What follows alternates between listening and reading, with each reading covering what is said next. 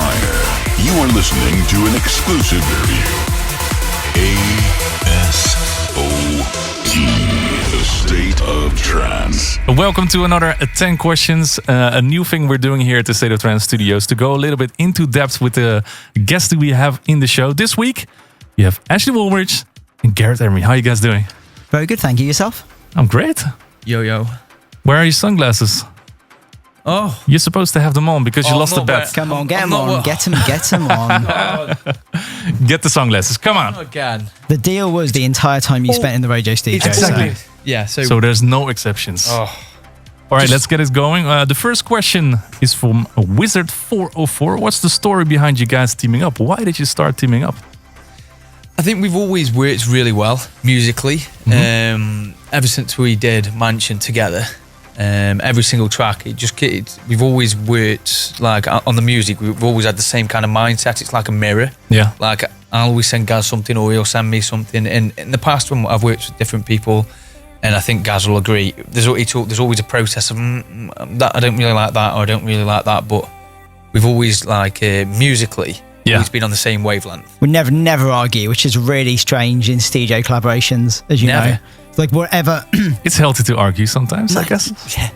No, it's like, I mean, we'd happily argue. We argue about other stuff, but just musically, we seem to have the same opinions about everything. And you agree on every little melody, every effect. You're like, hey, that's cool. Not always. Whenever Ash goes, I can improve it. I listen to it and I'm like, it is improved. And if I send Ash a melody and he's like, oh, I don't really like that, I'm like, no, actually he's right. That one does suck. So it's a great working relationship in that way. Nice. And you lived in LA most of the time you were making this album probably, and you were in the UK. So you were just working online on Dropbox or something like that, or? You're on Crashbase. Yes. Crashbase.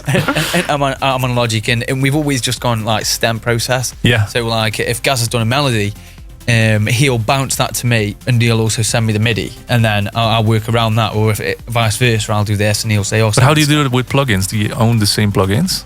We always use the same, but it's always Gaz. It's really weird. This is why it's always worked really good. He'll make a sound or a melody, and it's never a case that I've turned around and said, "Oh yeah, just send me the MIDI."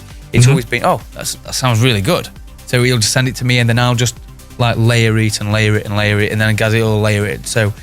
I will tend to make demos incredibly quickly. It's just how I work. Very, very short, focused melodies. When the melody comes up, I want to get that track laid out as quickly as possible because you lose the magic otherwise. So I might be on a flight and I will have an entire working demo of a track in 2 hours. It's arranged, the melody's there, the vocals in place, we know where the build-up is, and then I'm like, while it's hot, I just capitalize on that, and then I'll send it over to Ash and go, here's the basic structure. Here's a finished song, you do the rest. and then Ash will make it. Ash will take my terrible sounding demo and make it sound beautiful, and then towards the end, he might give me back the stems just to do some finishing stuff. That's usually how it works, right? Yeah, it always changes because he'll do like a demo really quickly, where I can't do that. I'm really like... You're slower. It's weird. I can't sit there and make a melody and it sound crap. And I just get really anal about it. I'm like, oh, no, I've got to do this, got to do this. Where Gaz is like, no. Here's a melody. Bam. Bang, just like quick. But I know how the finished thing can sound, so I don't lose time. I just find you have a very short period when a track is fresh to you. That's true, yeah. Once you've heard that melody, probably the 30 or 40 times, you've lost the magic. So for me, I want to get the whole track laid out while it still has that magic that a first-time listener would get. Yeah. And that just means... like I'm incredibly intensive when I work. I'm literally like say 2 or 3 hours, but I'm not making cups of coffee and I'm not chatting. It's like bang, bang, bang, get the thing done. I need to go and have a lie down afterwards. Like it's very, very And when intense. it's a successful track, you're lucky enough that you can hear it hundreds of times more when you play it out, right? Exactly. Okay, the next question is from Arminopedia. How many bottles did you drink while making this album? Well, hang on. I worked this out of how many hours we spent in it like together, collaborative. Yeah, and it was thousands. How'd you figure that? Because if you work out like over 2 years, 2 years, and then an average of how much per day, and then I worked it out because my math in English isn't that great anyway. But I worked it out math, and it worked out. And it's I was going to say, the fact you say I worked it out, math, doesn't give me that much confidence in the calculations. I was really thinking that he was coming like with I went into Logic and I saw the project files and it took me that much time and it. But yeah, we like looking back, it was so there's so many hours. But what was the actual original question? The question was, how many bottles did you drink while making this album? But bottles of what? Bottle of what? Vodka, water, well, or any sort of looking at the green room right now, I would say Heineken's. Oh wow. I mean, that's a lot. I don't drink when I'm making music. No, me neither. Well, I'm sure some people get a good result, but I've never, ever, I'm not joking, once in my life drunk alcohol in a studio environment. Never. Well, that answers the question. Zero, yeah. Coffees, that'd be a different question. Even bottles of coffee, yes. but alcohol, no. I get through a lot of Diet Coke, so probably quite a few of those. But I've never drunk when especially doing this album, because it was so intense. And it was everything, like when it come down to the last minute, it was all deadline. Yeah. So like drinking would just be out of the question. It'd just be, coffees and like high caffeine drinks. Yeah. Why did you take off the sunnies again? Put them on. Yeah, he keeps taking them off. Put them on. It was a bet. You lost it. So yeah. The next question is from Pazzi. This is actually for Gareth. Is Gareth planning on doing a Laserface show in Europe? We just announced one in Ibiza, which is in September. So people have lots of time to plan a trip, which is the legendary terrace at Amnesia. Wow. Yeah, I'm so excited because I've played the main room many times. For Cream, but I've never played the terrace, and I always used to go and look at the terrace, and they'd have like Calvin Harris or Eric Prydz or somebody playing, and I was like, that is the room I want to play, and I was never ever allowed. So the fact that not allowed. No, Gareth, you're not allowed here. I was told I was not cool enough to play the terrace, and they were right. Like I wasn't cool enough.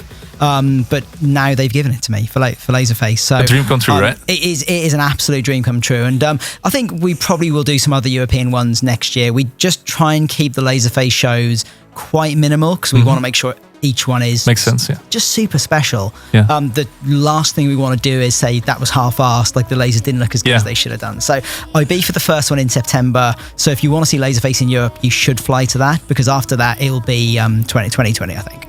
Can't wait. I want to go. I think I'll go. Take a vacation. It's pretty cool. Like seeing the one when I played Seattle. Well, I've seen a lot of it because of social media, of course. When I saw that you were programming everything, so it's kind of something that your remix of Longest Road. That's how I see it. Fantastic, just an amazing, and it was a good track in my sets. But then when Anthony programmed it for Laserface, and for people that don't know, that every track in Laserface is sort of uniquely choreographed. Yeah. So he'll spend like a week or so on each track, giving it unbelievable. It's entire laser show, which plays completely in time. And when I saw that track, I was like, wow, that one. There's enough action going on. It's pretty amazing. Okay, the next question is from Guillaume Luchier. I hope I didn't pronounce it in the right way. Well, if you felt it was wrong, let Wallbridge have a go.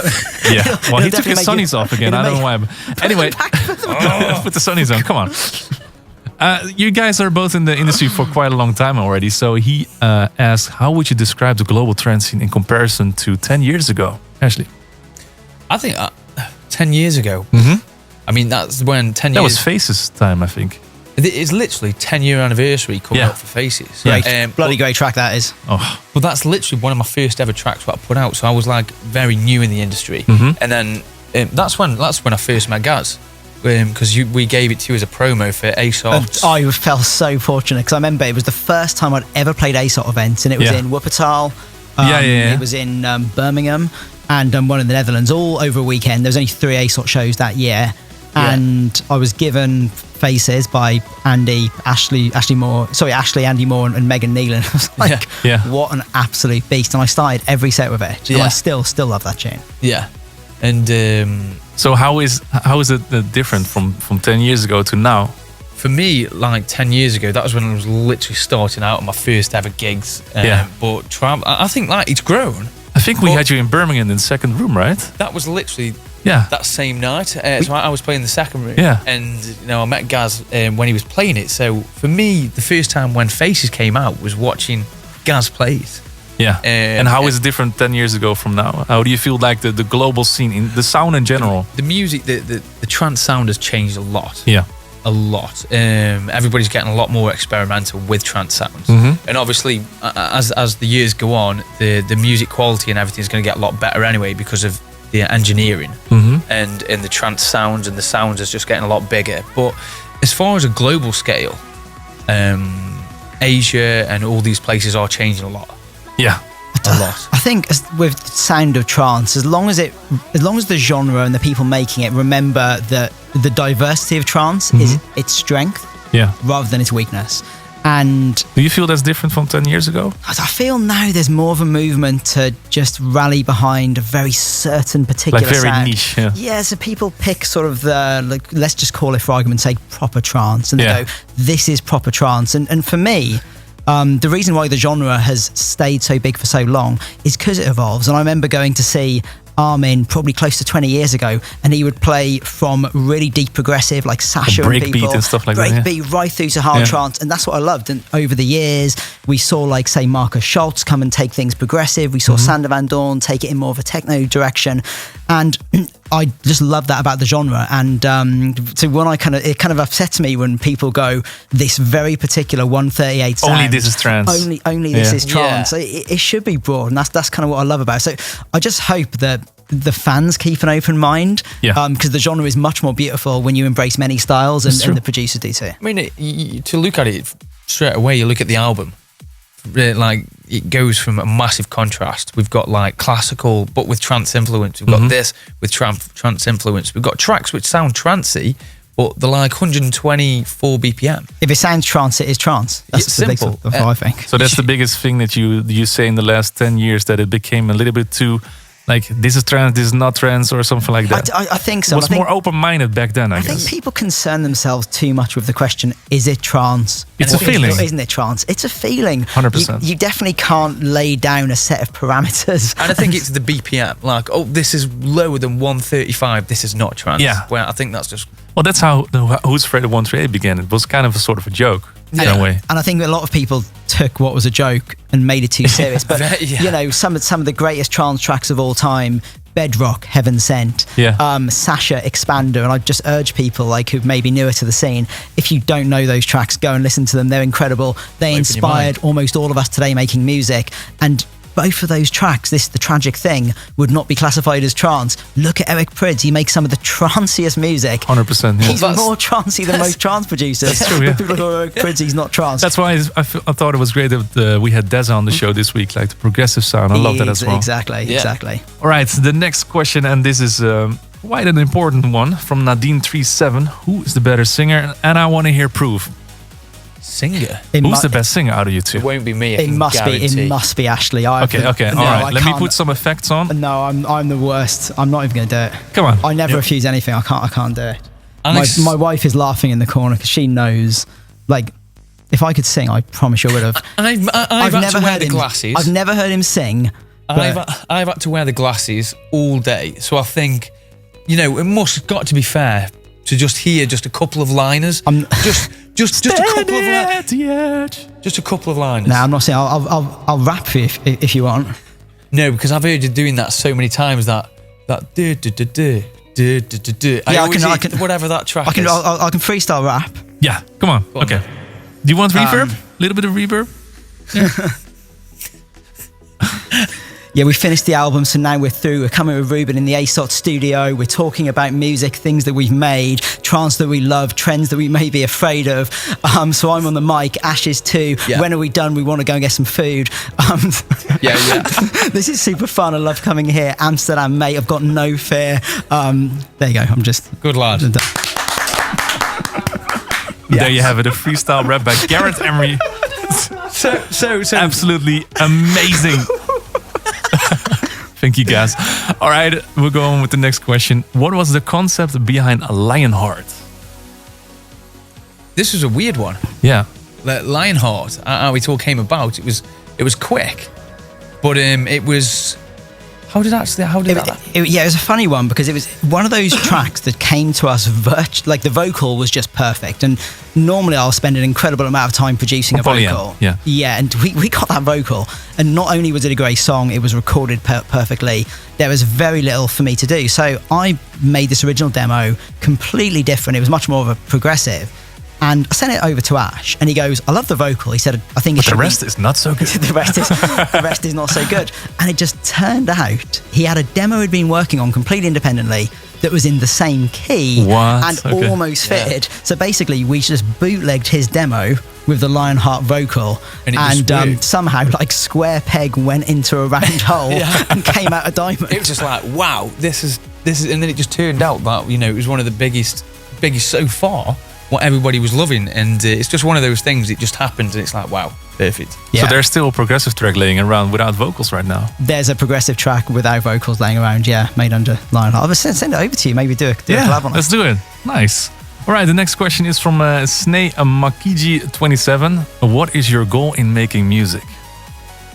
I think everybody is the same. They just want, like when I make music, for instance, or when we've been doing the album, we've been, you just want to make people happy with it. Mm-hmm. And every time I do a track, I'm always like, I hope people enjoy this. But I do music as well because that's the music what I love. Yeah. And I think that's where I lost it. Like for me doing music, I lost it about 4 years ago, 4 or 5 years ago. And I went off the scene. I did a lot of engineering for other people because I didn't know what I wanted to do. You were just making the music for the hell of it. And I started making music for a lot of other people, and then I was just like, you know what, I can't stand. And did Gareth pull you out of that? He was one of the people because he was just like, and he kept doing like badgering me now and again. Ash, like send us some new music, and all of a sudden, and then we did a track together, and then that was it. I was just like, and that's when I was living in LA for a while as well. And then I thought, you know what, I can't stand this. Yeah, I left it, and then started getting back into the scene. But I think mainly it's just, I do music because I love it. Simple. What about you? I'll say this from the heart. It's very important to me. Yeah, it's just all about making money. No, oh Lord, this is going on blogs and everything like a Gareth Emery is making money. That quote's going to be taken out of context. I think making music is the same as making any sort of art. It's about eliciting an emotional response. Right. So when I'm making a track, if I feel something, whatever, like get goosebumps or whatever, I'm trying to elicit that emotional response in other people. And I've kind of given up trying to second guess why tracks work and why they don't. And I don't even try and guess what the audience are going to like anymore. I just go on my own instinct. And if something gives me a particular feeling, and it might be a euphoria, it might be kind of like a sadness or like a longing for something, I'll go, bang, that's it. That's the emotional response. Yeah. And then I put that track out there, and I just hope there's enough other people who have similar taste to me to enjoy it. And that's what it's all about, right? I found that if I look, instead of making the music for the people, I made the music for what I love. And then they're generally the tracks which do better. Yeah. I do love the fact, though, that he's not engineering anymore. Because I've done the ghost producing myself back, long, sort of 14, 15 years ago, just because I needed money. And I would say, okay, so I'll ghost produce Monday, Tuesday, and it's good money, right? I get paid like £500-600 a day, and then I'll make my own track on Wednesday. But what happens is I'd be creatively exhausted because all my good ideas are done on Monday and Tuesday, and then Wednesday never happens because I want a day off. And you just find you may want to keep the good ideas for yourself, but you don't. You give them to other people, and before you know it, 2 years have gone by, and all of your best tracks have been sold off for a couple of grand, and your name will never be on them. No, Well, you had a couple of nice tunes along the way anyway. It's the tunes of the years here in the episode of State of Trance. Next question. Totally different question. From B. Hockey. What is your favorite insect and why? You didn't see that one coming, huh? I see it in your face. That's a good question. Don't like any of them, really. You can make a philosophical turn about this. That's not like tigers and stuff, is it? No, it's an insect. No. I don't know if it's called this in other places or if this is the official name, but I do like what we call in England the daddy long legs. Daddy long. Okay, you have to explain that to me. I have no idea. It's like a big spider. It's about that big and it's got big long legs. There must be a more technical name for it, but I think we call them hay wagons. Hey, that would sound legit. And apparently they're really good. They eat like mosquitoes and nasty things. I like that. Like mosquitoes are my least favorite. I got stung like 5 times last night, so I hate those little ones. It's a weird one. I'm petrified. If I see a spider, I can't go anywhere near it. I can't touch it. I'll literally cry. Yeah. But a daddy long legs, I'd be all right with. I'd say insect, bee. I like bees. Yeah, because of I don't know. I they like, keep the world alive, bees, don't they? I like that's bees. actually true. Yeah, we're in danger of losing the bees, and it's going to completely mess up the whole ecosystem of the world. So the bees, you gotta look after the bees. Yeah. Bang. Bang. There you go. The last question already. I can't believe it has gone by so fast. If being a DJ wouldn't have worked out, what would have you been doing right now? It's a question by Mirilasma. Well, I mean, I got fired from McDonald's. You will be living on the streets. So you wouldn't be working at McDonald's? I wouldn't be working at McDonald's. Nando's, maybe. I left school with 0 GCSEs. I wasn't allowed to go to college because I had no GCSEs. I failed music in school. So it's quite worrying, to be quite honest. Quite worrying. Yeah. I mean, you're all right. You're clever, so-and-so. So you'd be all right. Like, you'd always find your feet. I think I'd be screwed. I mean, I think I would have been sad doing anything else other than music, and just knowing that I had, some natural ability in it that I'd not follow. But I would have been doing something that I would have been running to start a company or something like that, or maybe I would have been like a music manager or whatever. It would have been something always with music. Yeah, something entrepreneurial. I think, like, 'cause I don't follow rules particularly well, and the thought of going somewhere to work sort of 8-9 hours a day when I have to be there at 9 o'clock in the morning or whatever. Yeah. I was never particularly good at that. So basically, it'd be something where I could like follow my own rules, but other than that, so none of you answered the question. Nice. I could never work for anybody. He could have been a professional gymnast, though. He's an exceptionally good gymnast. I'm not even joking. Oh, yeah. He can still do backflips and stuff. Can you do a backflip here? Last time I did one and nearly broke my neck in Miami because of him again. Well, you took off the sunglasses, so you have to do something else. I don't know how your insurance policy is, but we don't want a broken neck. But the powers that be probably going to say no to that. Okay, all right. Yeah. But yeah. What a letdown at the end of this conversation. Sorry, another time. Another time? Another time, yeah. Okay, well, thank you guys so much for this conversation. 10 questions with Gareth Emery and Ashley Wallbridge. Make sure to check out Kingdom United. The 10th of May is coming out. Have a good day, guys. Thank you so much. Thanks for having us, see you guys soon. Thanks, Ruben. Good times. Thank you. Lifting you higher.